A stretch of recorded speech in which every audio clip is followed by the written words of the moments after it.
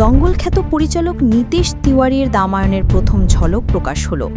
বলিউডের অন্যতম বড় বাজেটের ৮৩৫ কোটি এই সিনেমার প্রথম অংশ মুক্তি পাবে এই বছর।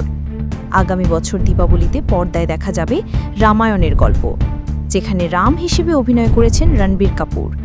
সম্প্রতি প্রথম অংশের কাজ শেষ হওয়ার মুহূর্তটি কেক কেটে সেলিব্রেট করেন রণবীর কাপুর আর রবি দুবে। দুজনে রাম লক্ষ্মণের চরিত্রে অভিনয় করছেন এতে।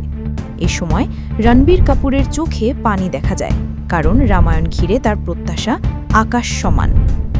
রামায়ণে রণবীরের নাম ঘোষণার পর থেকেই এ বিষয়ে অনেক জল্পনা চলেছে যে রণবীর কেমন রাম হবেন। তবে প্রথম ঝলকে তিনি বুঝিয়ে দিয়েছেন, রণবীর আর রাম প্রায় সমার্থক করে তোলার চেষ্টা করেছেন তিনি অভিনয় দক্ষতায়।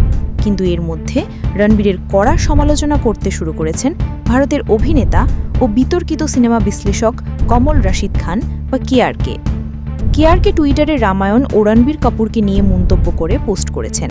তার মতে, রণবীর গরুর মাংস খান, রণবীর নিয়মিত মদ্যপান করেন, রণবীর অনেক সময় নেশায় ডুবে থাকেন। তাই যার ব্যক্তিগত জীবন এরকম, তিনি কত ভালো রাম হতে পারবেন তা নিয়ে প্রশ্ন তুলেছেন কেআরকে। এক্স হ্যান্ডেলে কেআরকে লেখেন, রণবীর কাপুর নিজেই বলেছেন তিনি একজন ভীষণ গরুর মাংসভোজী। পায়া, নেহারি, ভুনা ছাড়া তিনি চলতেই পারেন না। তিনি প্রতিদিন মদ্যপান করেন। এছাড়া তিনি নেশাজাতীয় জিনিসেরও দারুণ শৌখিন। এখন দেখা যাক মানুষ তাকে রামায়ণের রামের চরিত্রে মেনে নেয় কিনা। তবে কেআরকে রণবীরের বিরুদ্ধে এই তত্ত্ব প্রচার করলেও রণবীর এসব পাত্তা দেন না মোটেও। বিগত কয়েক বছর ধরে বয়কট কালচারকে বুড়ো আঙুল দেখিয়ে বলিউডের বক্স অফিস দখলে রেখেছেন রণবীর কাপুর। ব্রহ্মাস্ত্র সিনেমার সময় রণবীর কাপুর আর আলিয়া ভাটকে বয়কট করতে চেষ্টা করেছিলেন অনেকে, তাতে কোনো লাভ হয়নি। আবার রণবীর অভিনীত অ্যানিমাল নিয়ে অনেক জলঘোলা হয়েছে, তবে বছরের সবচেয়ে বেশি ব্যবসা করেছে সিনেমাটি। তাই রামায়ণের রাম রণবীর হলেও বক্স অফিসে যে বিশাল ঝড় উঠবে সেটা বুঝতে অসুবিধা হয় না এর প্রথম ঝলক সামনে আসার পর।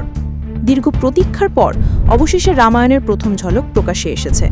যদিও ফার্স্ট লুক টিজারটিতে মূলত ভিএফএক্সের কারিশমা দেখানো হয়েছে।